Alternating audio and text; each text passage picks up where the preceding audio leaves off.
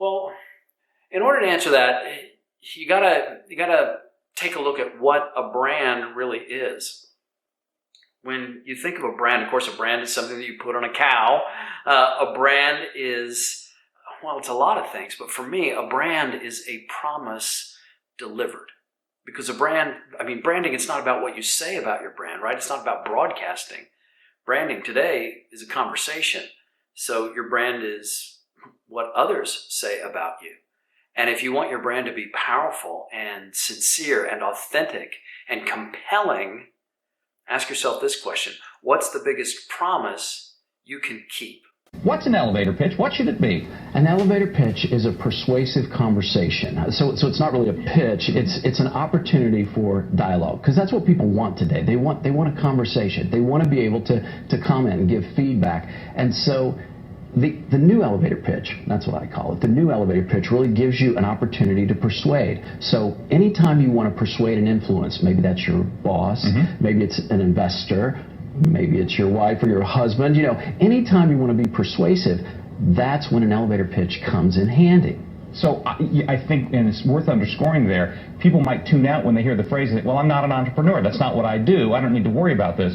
But you're saying it's a universal thing. It is, because persuasion and influence is all around us. So you don't necessarily have to have a business idea. You just have to have a good idea that you want to get other people enrolled in, you want to get other people engaged in. So how do you do it? The answer is you've got to have an elevator pitch. Okay, so elevator pitches are what, 30, 45 seconds, something like that? Well, it depends. I mean, I like to say that that's a slogan. It's not a conversation. No, it's at not. That length. It's not. And you need a little bit more time to let people know what it is that you're on about, especially if it's a business idea. So throw a couple of ideas out there, maybe things people do naturally, and then when they get into that situation that they walk away from that might help them, or something that you see all the time happening, like, that's not as helpful as you think it might be. The biggest thing that I see is people, when they want to focus on their ideas, they focus on themselves rather than the people that they want to influence. And when you shift and think about the person that you're talking to and what your idea means to them, now you can create a powerful conversation. But a lot of folks, and this is true of the entrepreneurs that I work with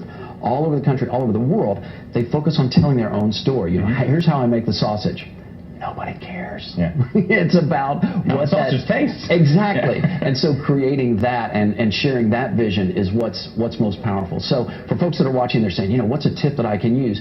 Think about the outcome for the person you're talking to, and that will help you to influence. Sounds an awful lot at the start of a relationship there. It can be. I mean, if you want to get a job, you want to get an investor, or you just want to get a date, you've got to have a good elevator pitch. We're in a social media world. And in some ways, it seems perfectly set up for elevator pitches. On the other hand, it kind of cuts that conversation part out if it's not done right. Well, I would say that the online conversation is still a conversation, and you've got to have a message that cuts through the noise. I mean, we're bombarded by Instagram and Twitter and all these different sources of information. How do you get people's attention? And the answer is you have to take the time, if your message is really important, to get some clarity around that and to find the thing that I find that's most compelling in the midst of all the noise is conviction.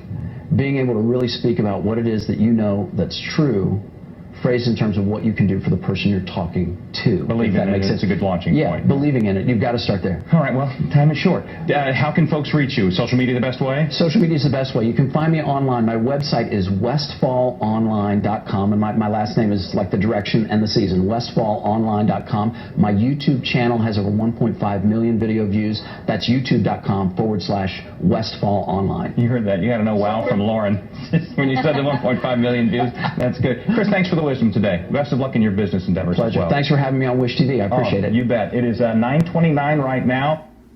Because a brand is a promise delivered.